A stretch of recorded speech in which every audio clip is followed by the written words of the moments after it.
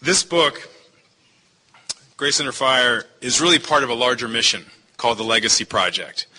And since 1998, we've received 80,000 letters from every conflict in our nation's history, and now we're getting emails from Iraq and Afghanistan. And this is the result of word of mouth, veterans telling their colleagues about what we do, and also really from travels I've been embarked on since, I think it's been the past 7 years, going across this country, and even a trip I took around the world to 35 different nations across 5 continents. And it probably won't come as a surprise to you that one of the countries that had the biggest impact on me was Iraq.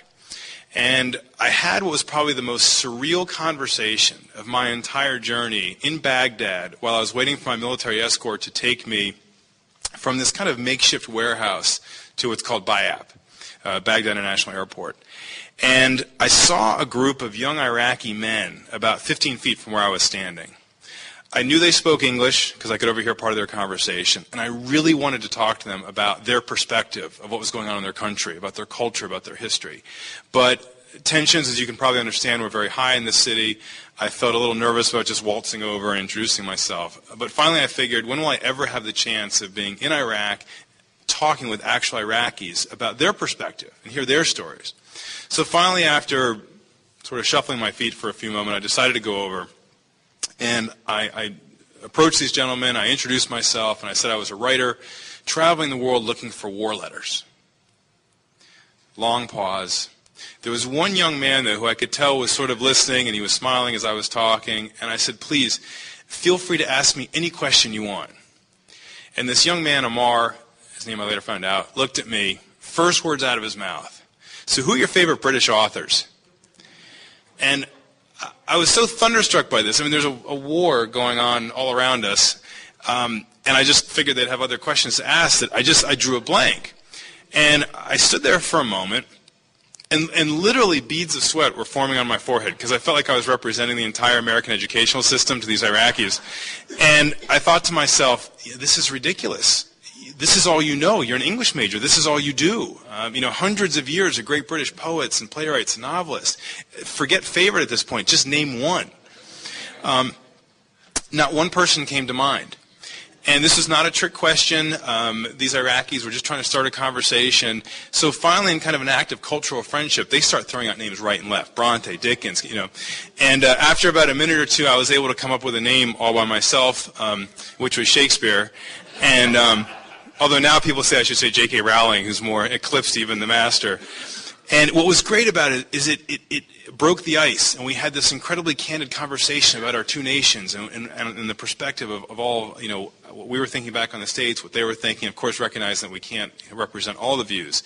And at this point, my escort arrived, and Amar said, before you go, I have one other question.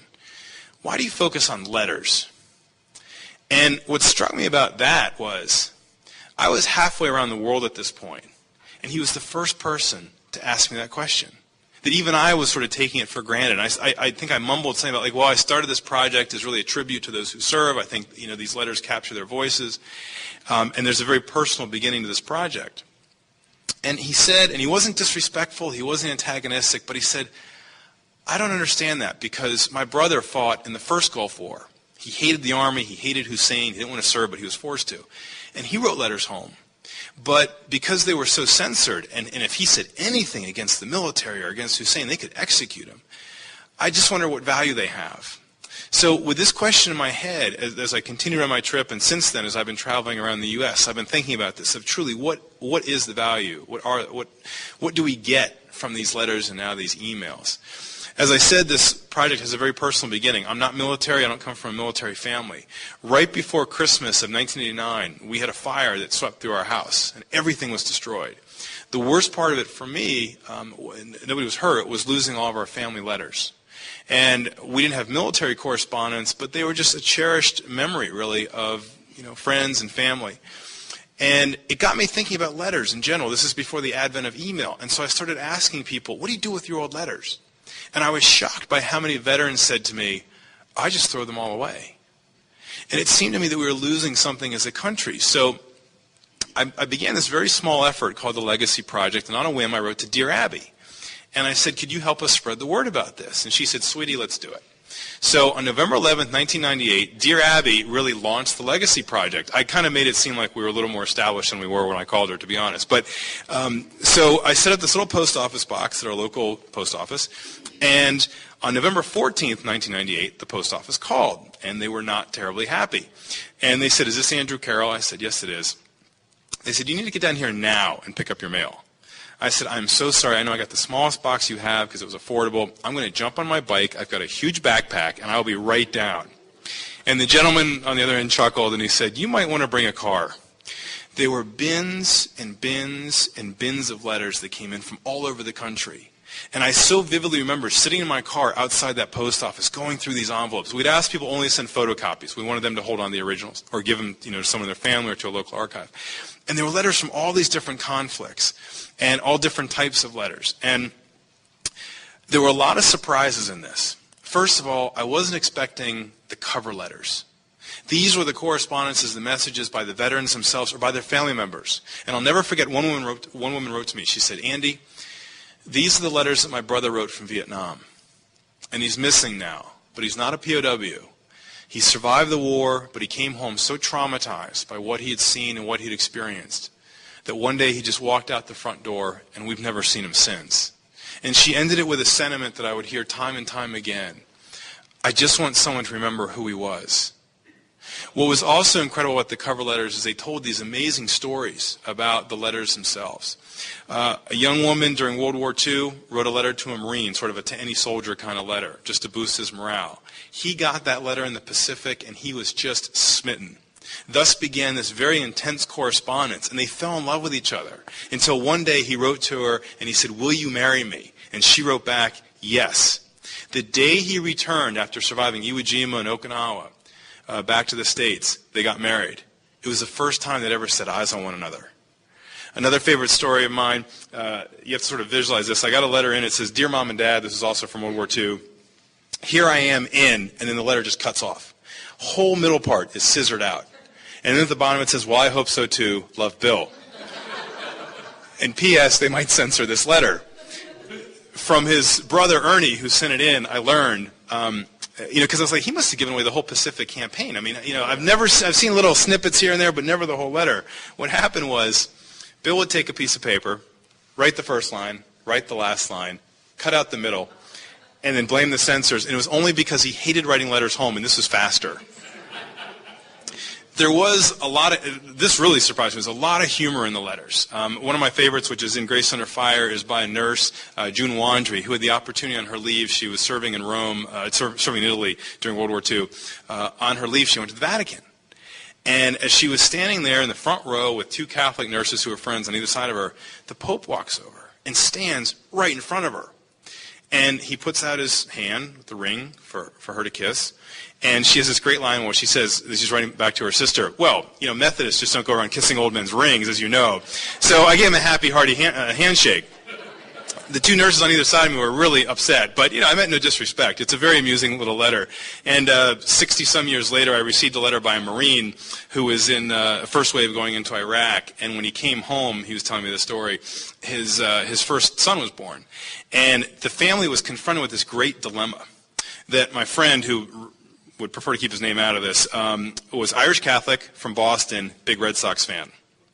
His wife is from New York, Protestant, big Yankees fan. So the dilemma was, how are they going to raise the child? They called the grandparents. They said, "Okay, we're going to leave it up to you all.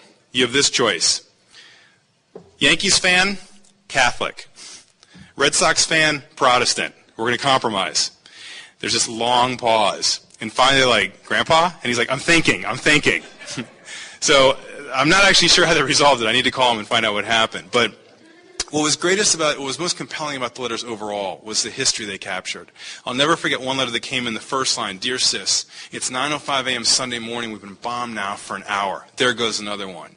And you look at the upper right-hand corner, it says December 7th, 1941, USS New Orleans. This young sailor, William Seika, was inside. He was actually trapped in the forward engine room of this ship at Pearl Harbor while it was being bombed. This was a moment-by-moment account of what it felt like to be in the eye of the storm on that day. Flash forward about 60 years, we have a letter by a young woman who was at just a business conference.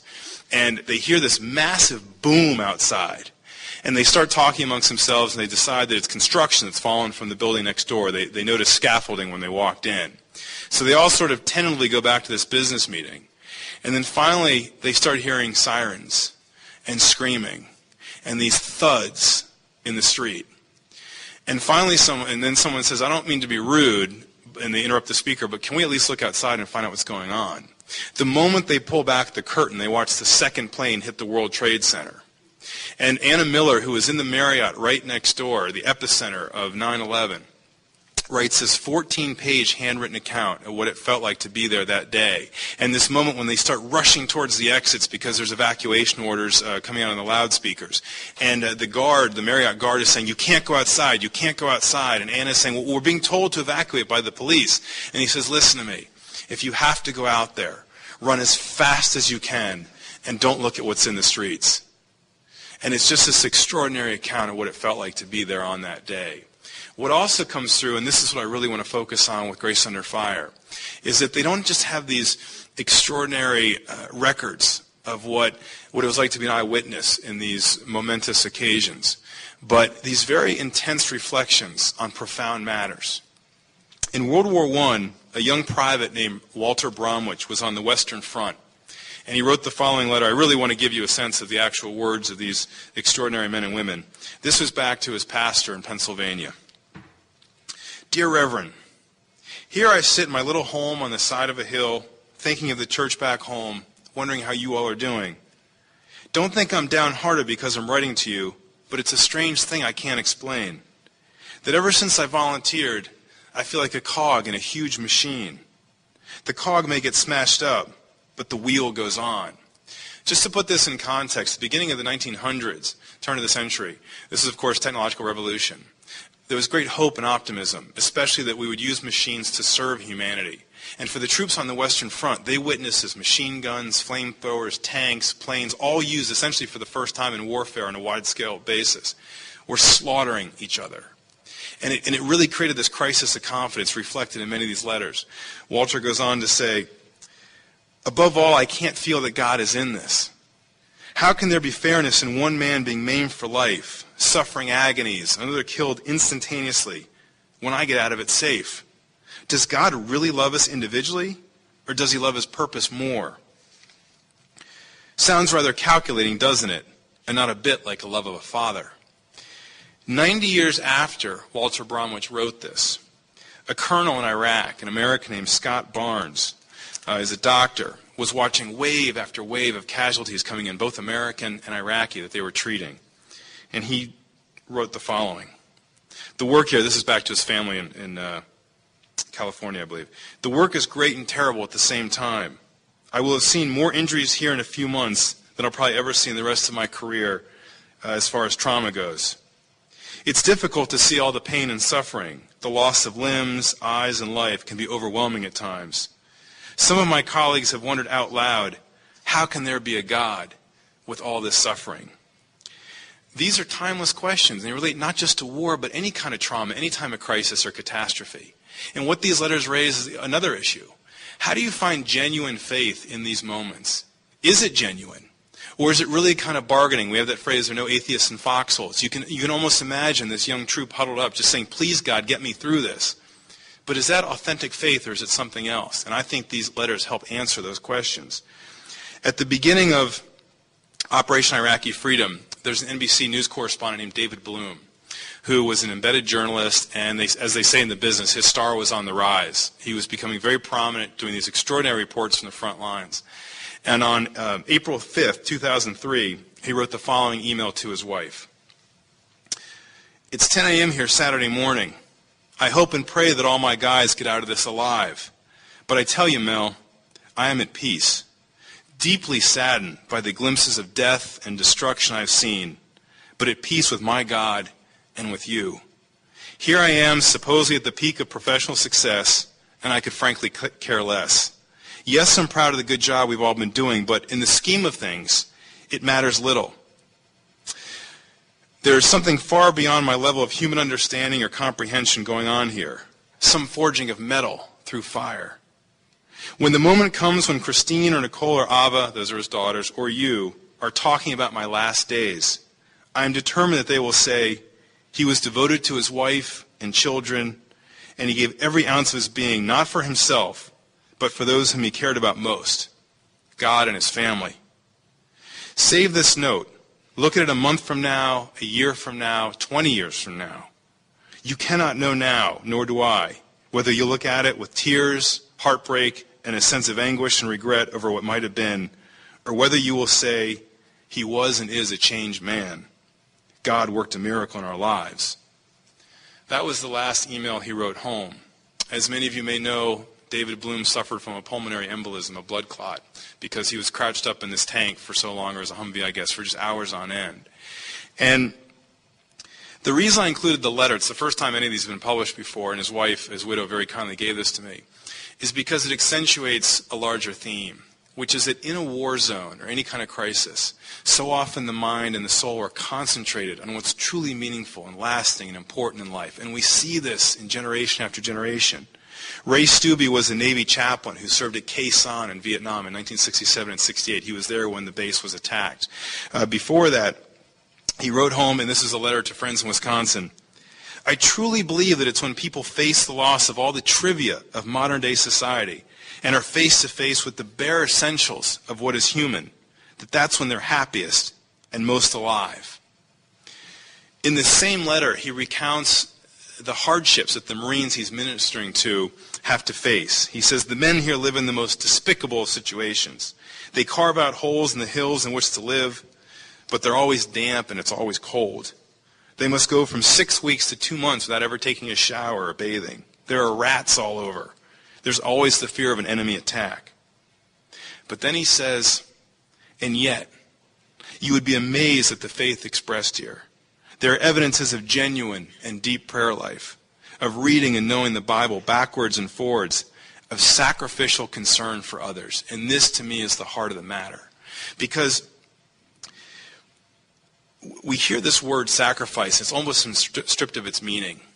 But no one really writes about this subject, I think, with more conviction than these men and women in uniform. And Scott Barnes actually addressed this in the second part of his email.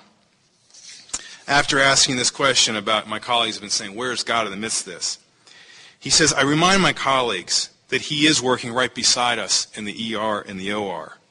We had one young sergeant with a devastating injury. He had such massive blood loss, he should have died before coming to us in the OR. We found guys outside and told them we needed blood, and fast. They started calling their buddies located at bases close to the hospital and told them to get their backsides, that's a translation from what most of the sergeants really said, over here ASAP, because a fellow soldier was going to die without their blood. Soldiers started pouring in, asking no questions. In the U.S., when a patient requires 6 to 12 units of blood, that's considered a massive transfusion and associated with a very high rate of death. This young hero required 207 units of blood, and he lived. Where is God? He is in the OR guiding the hands of the surgeons. He is in the hearts of the soldiers who immediately rolled up their sleeves to give what they had to save a dying brother whom they didn't even know. And he is working in the field medics who initially treated this guy. These are the men who rush out into firefights and pull wounded Iraqis and Americans to safety. I get to see the real heart of the American soldier and the American military team, and they are as gold. Walter Bromwich, 90 years earlier, I think would agree. This was his answer to the question of where is God in the midst of this. He concludes this letter by saying, what I would like to believe is that God is in this war, not as a spectator, but backing up everything that is good in us. He won't work any miracles for us because that would be helping us do the work that we have to do. I don't know whether God goes forth with armies, but I do know that he's in a lot of the men, or they would not do what they do. Those with true faith don't just demand, they don't just ask, they give. And this is what we see in wartime so often. I wish we heard more of the stories from the front of this war in Iraq and Afghanistan, because there's so many stories of troops sacrificing for their brothers and sisters in arms. But it's one more intimation that what they do is genuine and real. One of the most powerful stories we have in the book of sacrifice relates to 4 men, Clark Poling, John Washington, George Fox, and Alex Good. They became known as the Immortal Chaplains. These 4 men were on the U.S. troop ship Dorchester. It was about 100 miles off the coast of Greenland in February 1943 when a German submarine torpedo slammed into it. The ship blew up. It started to sink. The 4 chaplains went around calming people, treating the wounded, and they made a horrifying discovery. There weren't enough life preservers to go around, and there was certainly not enough room on the lifeboats. They refused to get on the lifeboats, and they took off their life preservers for the first 4 soldiers they could find. The last image anyone had of these men was of the 4 of them locked arm in arm as the ship went down.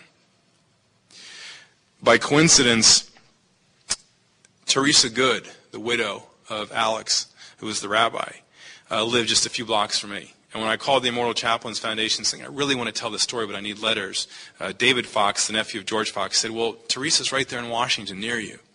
I went to visit her, and she very graciously gave me some of her letters, some of Alex's letters before he went on, and they're quite extraordinary. And this raises another point, that the sacrifices these troops make extends beyond the battlefield. It's the loved ones they leave behind. It's not being there for when their child is born or hearing those first words or first steps. Finding letters from the Revolution was very difficult because I like previously unpublished letters, and so many of them have been used by now. But also, they didn't have a postal system back then. Paper was scarce, so there are just much fewer Revolution letters than from any other conflict. But I came across this letter by a man named James Williams. He was writing to his son as he was heading off. He says, Daniel, this is the first chance I've had to write to you. I am, by the cause of Providence, in the field of defense of my country. When I reflect on the matter, I feel myself distracted by this thought, that in my old age I should be obliged to take the field in defense of my rights and liberties. God only knows it's not of choice, but of necessity, and from the consideration that I'd rather suffer anything than lose my birthright and that of my children. And he goes on to say, and I found this so poetic, when I reflect on my own distress, I feel for that of my family, and especially for the mother, who sits like a dove that has lost its mate, having the weight of the family on her shoulders. Just as I wanted to pay tribute to the sacrifices of men like the Immortal Chaplains, who really paid the ultimate in World War II, I want to reflect on the ultimate sacrifice that so many family members make as well on the home front. And on September 20th, 2004, a woman named Terry Ward came back to her home in South Carolina, and as she was unloading her groceries, her neighbor came rushing out and said, you have to get to a telephone right now. You're about to get a phone call. And Terry said, what is it? What is it? And she said, just go to your phone now. And it was her daughter-in-law calling to say that her son had been killed in Afghanistan. And there was a tribute posted to her son, Tony Elias, on the web. And one day when Terry was looking at it, she found the following words written by a woman named Gloria Caldas, who's become a friend. On behalf of the Caldas family, we send our sincerest condolences. We share the same loss, the same pain. Our prayers are with you in this most difficult time, and we thank you for your soldiers' bravery and sacrifice. Terry was so moved by that this total stranger would leave this message, that she wrote to Gloria. And she said, listen, I'm just a stranger, and I don't mean to burden you, but this is so difficult. How are you getting through it? How are you enduring this? And this is what Gloria wrote back. Oh, Terry, I know so well the pain you are going through. I wish no one else would have to endure what our families have experienced. During the first several weeks after Ernie's homegoing, I fell into a black hole. I guess this was the Lord's way of protecting me from the horror of the unthinkable. In my anger, the Lord and I had quite a few very lively discussions. But little by little, I began to climb out of the despair with the loving support of family, friends, and faith. Normal will never be what it has been. We've all had to redefine normal, and nothing will ever be the same. But you learn to take it one day at a time. Sometimes there are bad days, sometimes worse days. But I know that as long as I have a breath in my body, my son will live in my heart. I'm sure you feel the same. My faith sustains me, and I know that I will be reunited with him when I too go home. My heart aches for you. Please get back to me. Tell me more about Tony. I'm sure you are extremely proud of him, as I am of Ernie. By his grace, Gloria. So often when we think of memorials and monuments, we envision these structures made of steel and stone. But to me, the greatest tribute, the greatest memorials, and I think in some ways the most lasting and enduring, are these letters. because they humanize these troops. They make them real, that they're not statistics. They're someone's child, someone's spouse, someone's parent. And they capture the voices and the stories and personality, I think, better than anything. But even though this project started really as a tribute for these men and women and for their loved ones, I think in the end I've discovered that we are the beneficiaries. Because what they've created is really not just these war accounts. It's real literature. And like all literature, it transcends any one subject. These letters are not about war. They're about resilience and despair and grief and, above all, faith, hope, and love. I just want to end with the last letter in the book because it's a story unlike any I've ever heard before. And it's written by a woman named Del Myrick, who in 1940 was Del Moro. And she saw this very handsome young teenager come into their school one day, and they were both teenagers. And she told me I didn't fall instantly in love with him, but I was definitely attracted. We dated for a little bit, and then we fell in love. And after Pearl Harbor, he was called off to serve. And we promised each other that we'd write to each other. And that son of a gun, I never heard from him.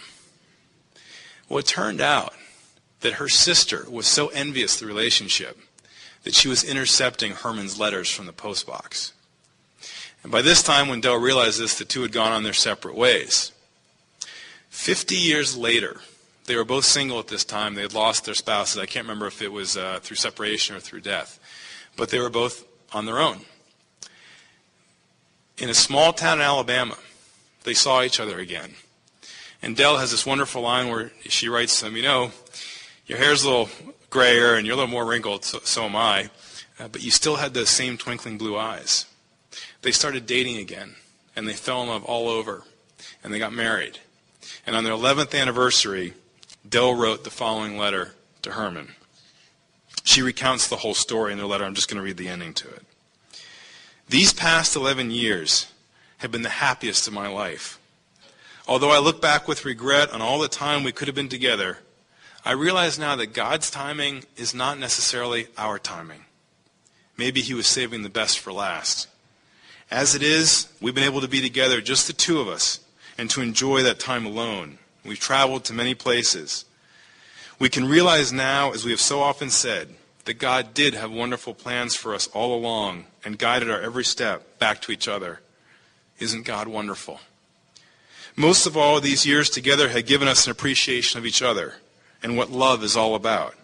It's about caring for each other, greeting each day with joy because we have each other, and thanking God that we have another day together and knowing that God planned it this way.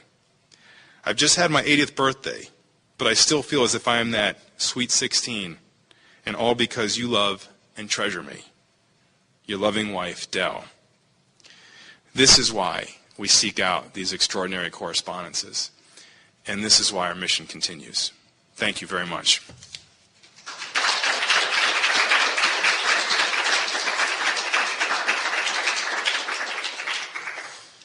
So if you all have any questions, if you have letters, yes? You stressed the continuity between the World War II and Iraq. Did you find differences in viewpoints or values between the World War II generation and the current one? You know what's really struck me about this issue of the timelessness of these letters, whether it's not just World War II, but it could be World War I or back to the Revolution, the Civil War, up to the present day.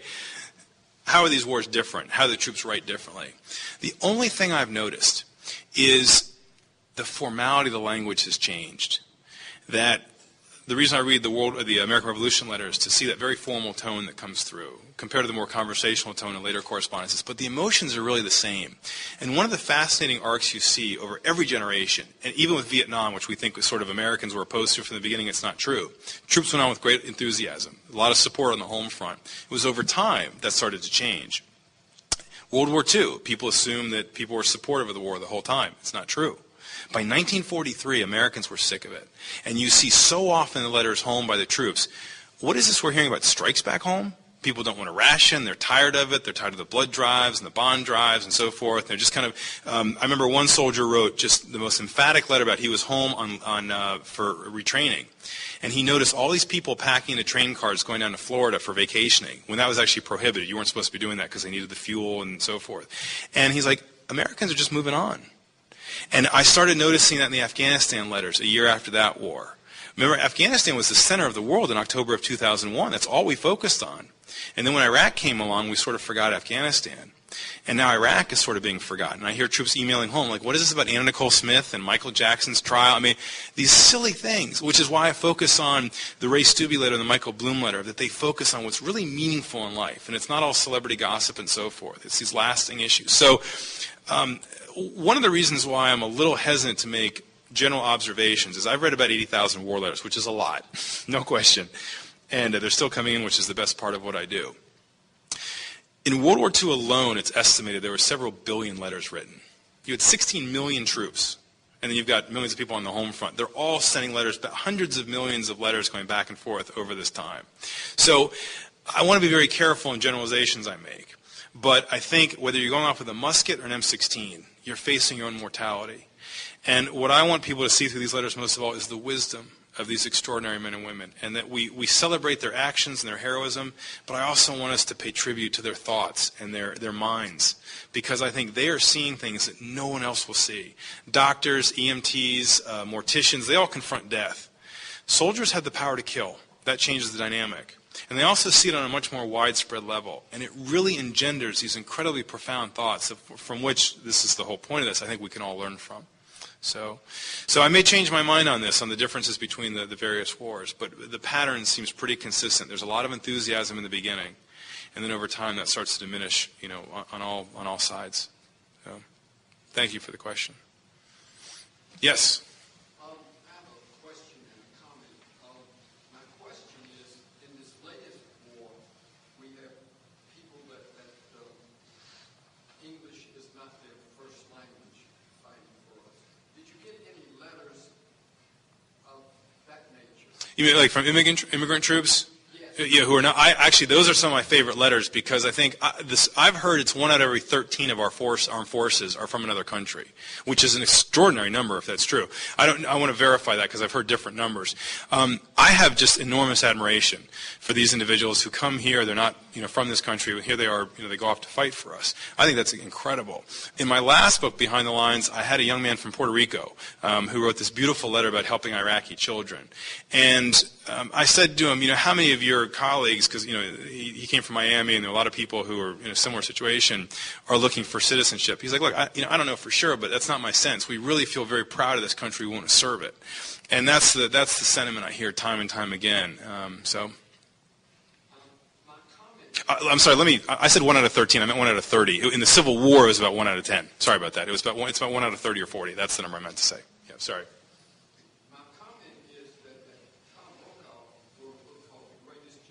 Right.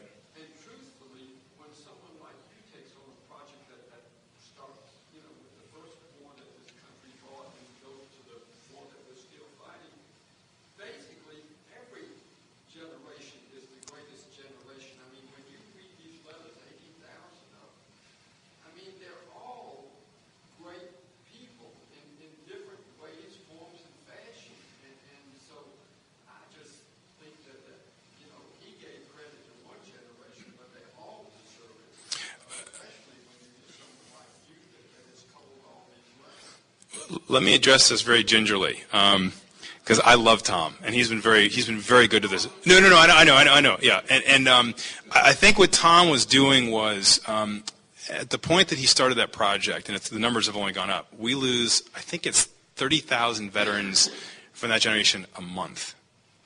And there was an urgency to get those stories told and to bring, views on them. But I agree with you. I went to Iraq and Afghanistan in 2003, and I spent a lot of time with these troops. And I am just in awe of these young men and women. And some of them are just kids. I remember I flew onto an aircraft carrier, and when the hatch opens to the cod, in this big helmet, it's like this 18-year-old young man who's like, welcome to the Kitty Hawk.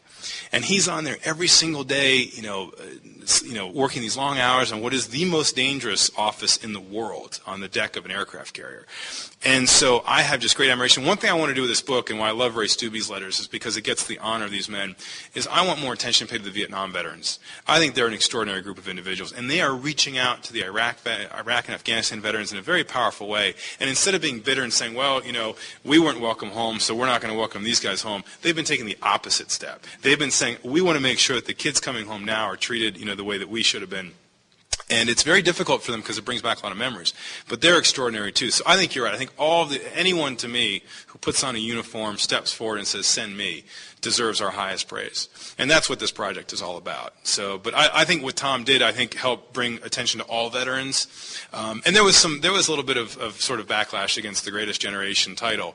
But I still think anytime we can bring attention to those who serve this country, it's a good thing. But I really appreciate your question, your comment. Yes?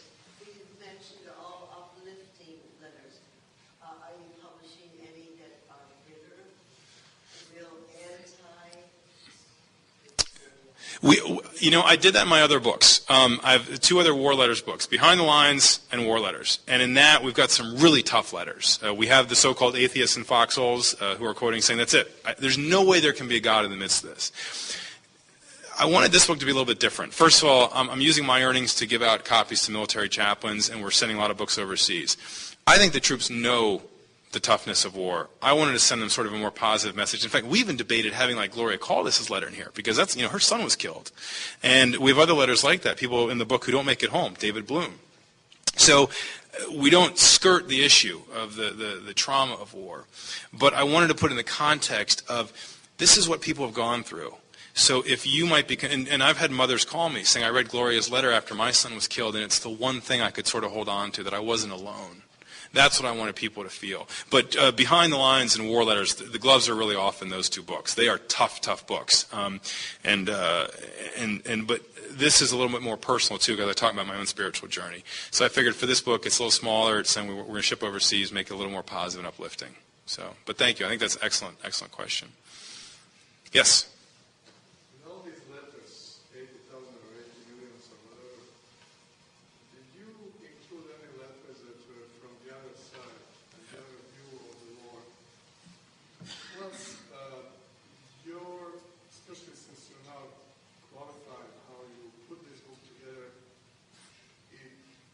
Kind of smells like another spin on the war and making it more romantic than it is. Yeah. I think that's a very good point. I think it's a very fair question. Let me address 2 things. One is, as I said, we have some tough letters in here.